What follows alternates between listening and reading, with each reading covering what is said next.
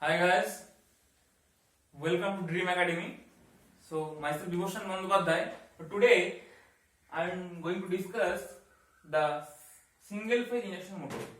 Yes, in previous video I told you the basics of the single phase induction motor. Why single phase induction motor is not self-starting. Today I am going to discuss the single phase induction motor. This is actually a very small topic and you may get one question from this topic in GATE examination. So my next chapter is single phase induction motor, and after completion of the single phase induction motor in next video I will start the transformer. Okay, transformer. So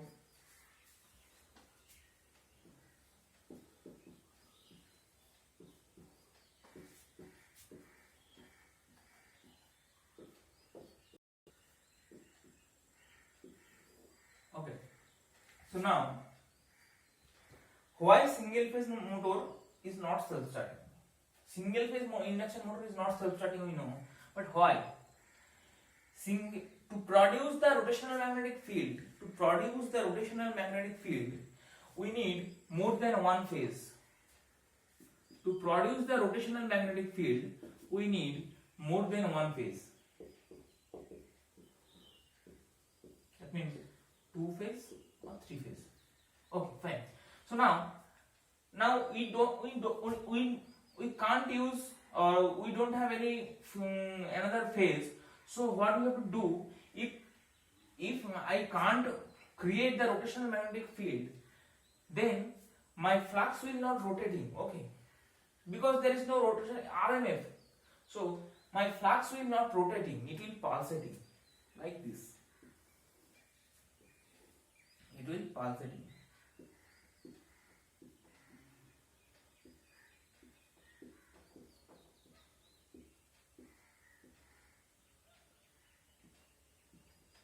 It will pulsating. Okay. So we have to split the. So when we have to split the phase to produce the rotational magnetic field. That means one is main winding and another is auxiliary winding. Clear? Now see, induction motor, one theory or one topic is very important, which is known as double field theory. Okay, double field theory, or I think in many books there is double field theory is known as the revolving field theory or revolving field theory. Okay. Double field theory.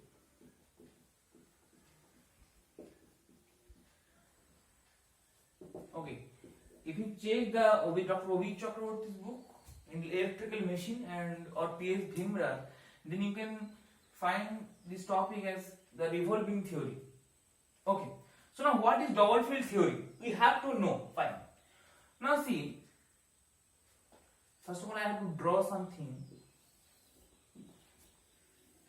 Now I have a two fields. I have two fields.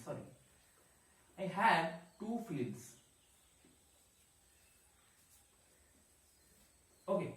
One field is clockwise and another field is anti-clockwise. Suppose this is anti-clockwise and this is clockwise. Clear?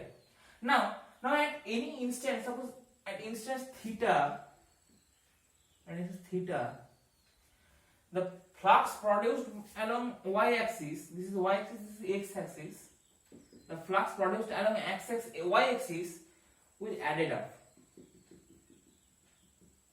Okay, we'll add it up. And flux along x-axis will get cancelled. Okay. Similarly, after some time, suppose this is at this instance, like theta dashed, this is suppose theta dashed. My two fields are coming near to each other. My two fields coming near to each other, and the flux produced by them along y-axis will add up, and the flux produced by them along x-axis will get cancelled. Okay. So at one instance,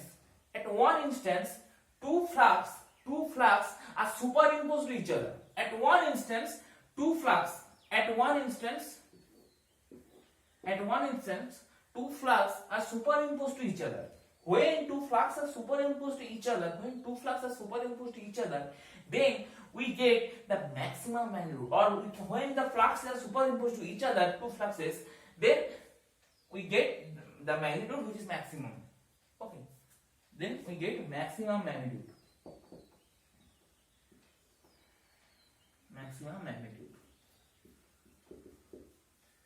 Clear? Now, after superimposed, my field direction is like this. Suppose this is one field direction and another field direction is this. One is clockwise and another anti-clockwise. Okay. So now see here, because of these fields, there is the two types of torque we produce. One is forward slip torque or another is backward slip. Okay. So now what is forward slip torque? Suppose if I draw the torque slip characteristics. Okay. So forward slip torque forward slip means this is, and backward torque means this is. So here we can find the resultant torque. This is my resultant torque. Okay. This is my resultant torque. Fine. So this is NSF. This is NSB, backward torque, and this is the resultant. Okay. So now NSF is equals to, find two equations. Write down two equations. We have to write the two equations. Like NSF, the speed of the forward slip. Okay. Or this NSF equals to NS minus NR by NS, and NSB is NS minus of minus NR by NS. So I am having this diagram because shortage of space. Okay. So now this is our two equations in the single phase induction motor. Okay. Now suppose, now write down 2 minus SB, 2 minus SF is equals to 2 minus NS minus NR by NS. So here 2 minus SB, NS plus NR. So here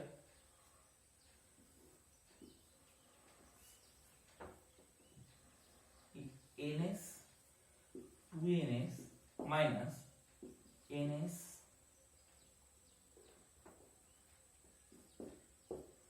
plus NR. Okay. So now here I write 2 minus SF, and SF is NS minus NR by NS. So 2 minus NS minus NR by NS. So here, from here we get the NS minus NS plus NR by NS. So this is nothing but SB, NSB. So when we have to find the relation between the forward slip and backward slip, then this is the relation between NSF and NSB. So we can write that 2 minus SF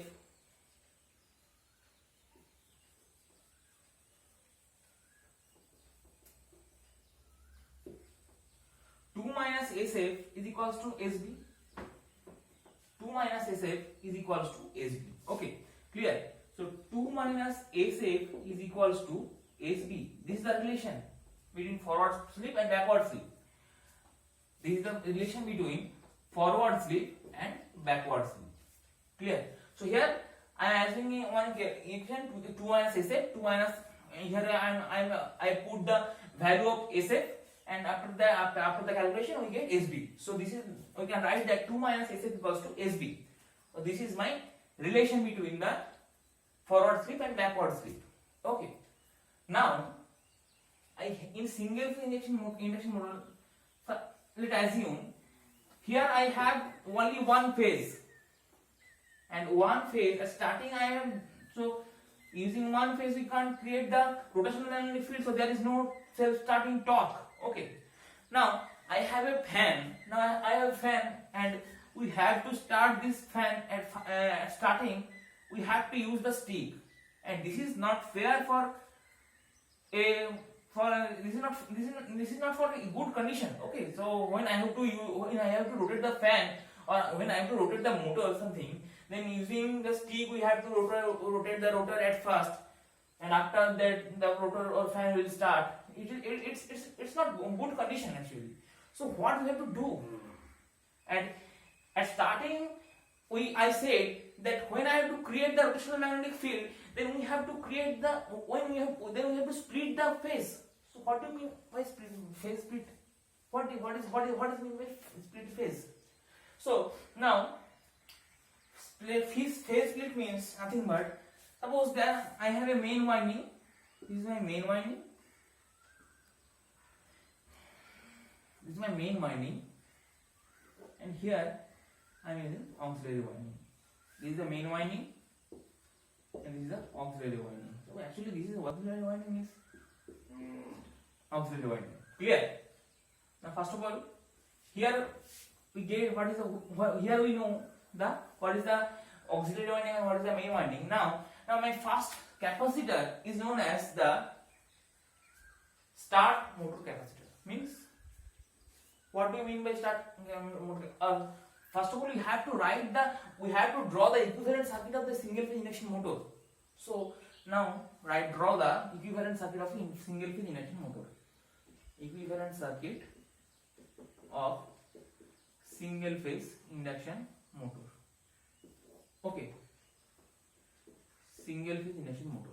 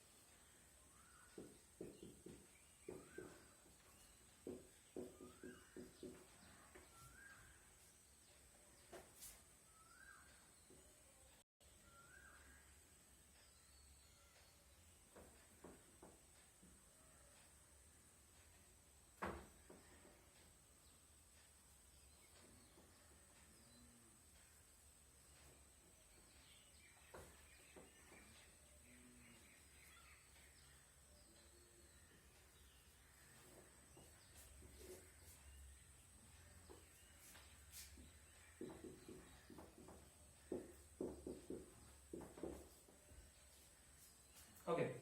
First of all, write this.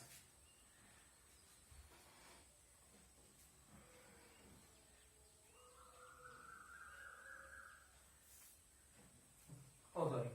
This is the R2, 2SA, 2SA. Okay.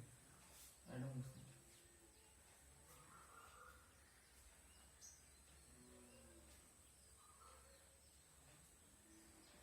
Now this is the equivalent circuit of a single phase induction motor. First of all, write down this thing.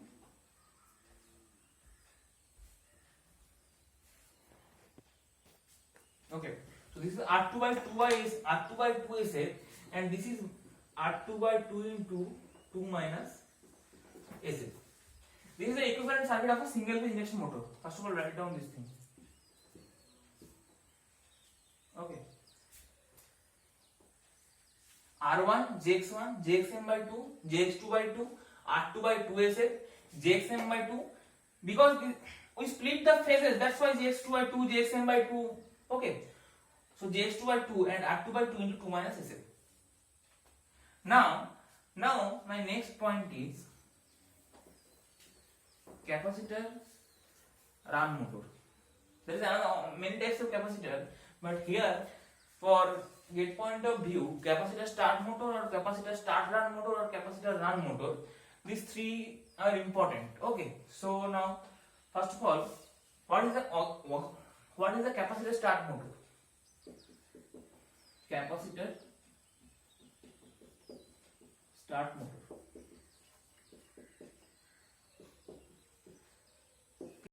First of all, we have to draw the equivalent circuit. Now,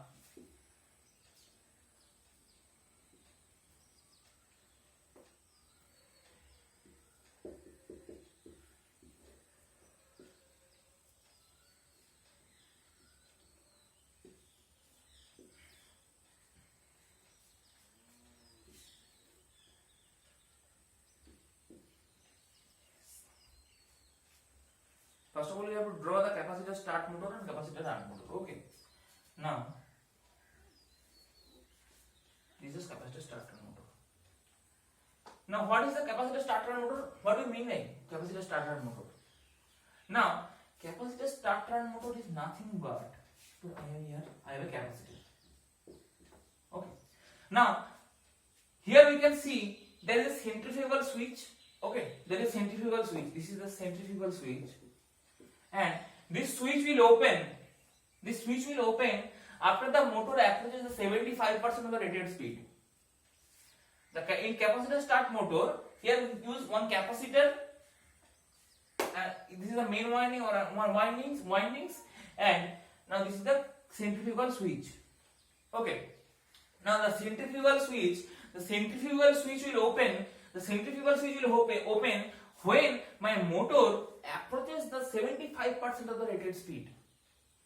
So we can write this. First of all, draw this diagram. Okay. Now here I have a main winding. This is the main winding, and this is the auxiliary. This is switch, and there is a capacitor. Okay. These are the auxiliary windings. Auxiliary winding. There is another is main winding.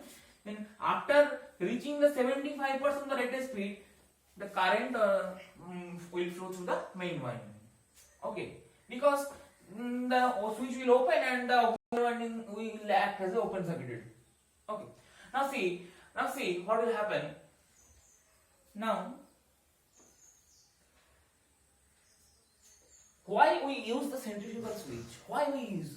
If we don't use the centrifugal switch, so what will happen? Why we use? We have to know this thing. Okay.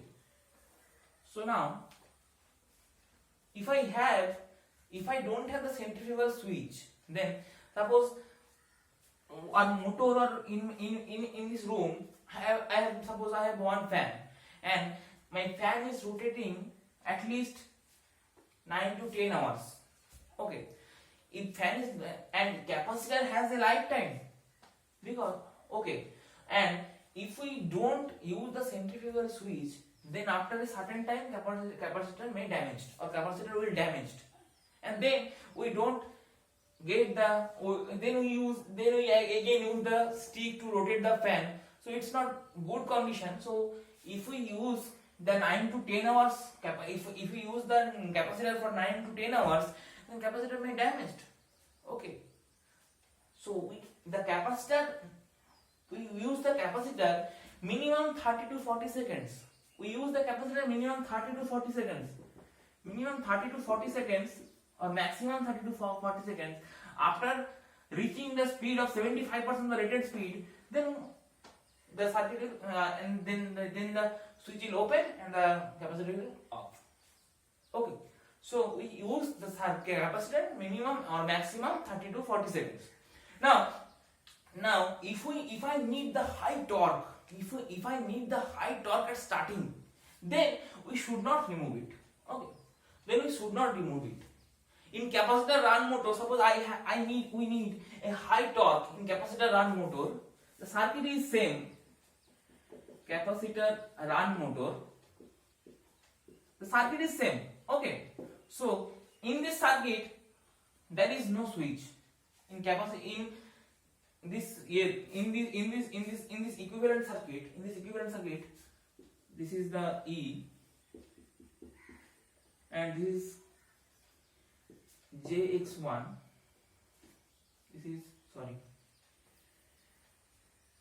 here I have one main windings and there is no switch. Okay, there is an auxiliary winding and there is a rotor. Rotor will rotate. Okay, so in capacitor's run motor there is no switch. Okay, because we need high torque at starting. So now we need high torque, not starting. Okay, so capacitor, and another is capacitor start, capacitor run motor. So what is capacitor start, capacitor run motor? Capacitor start, we use capacitor start, capacitor run motor when we need high torque at starting. Suppose I have one capacitor in the circuit. If this capacitor will fail, then we need another capacitor. So then in this case we add more than one capacitor. And it is more reliable circuit. Okay, if one capacitor will fail to create the high torque, then another capacitor will create, because in capacitor start or capacitor run motor, my second capacitor is the rating is higher than the first capacitor. Okay, so now the equivalent circuit, capacitor start run motor, capacitor start run motor.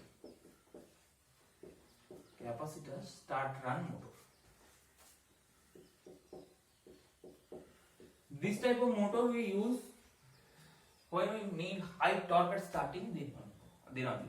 If my first capacitor will fail to give the high starting torque, then only we add more than one capacitor, and this circuit is also reliable, is more reliable circuit. Okay, so now first of all we have to draw the capacitor circuit. Okay, capacitor start run motor circuit is same. This is E. This is the main windings, and there is no switch actually. So here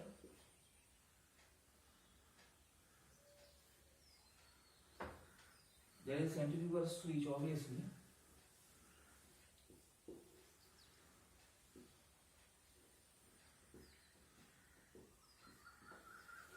Draw this diagram. Okay, so now this rating, this capacitor rating is higher than this capacitor.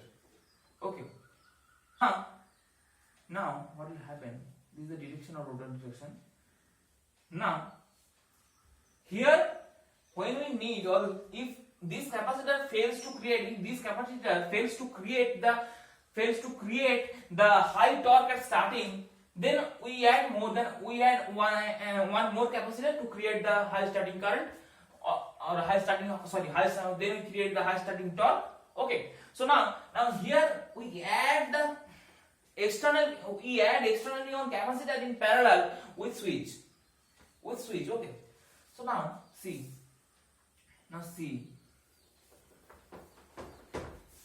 I have auxiliary winding and main windings. Okay, this is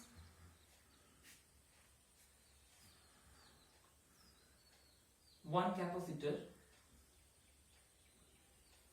Okay, so if this capacitor will fail to give the high starting torque, then we add one more capacitor in parallel with this capacitor with switch.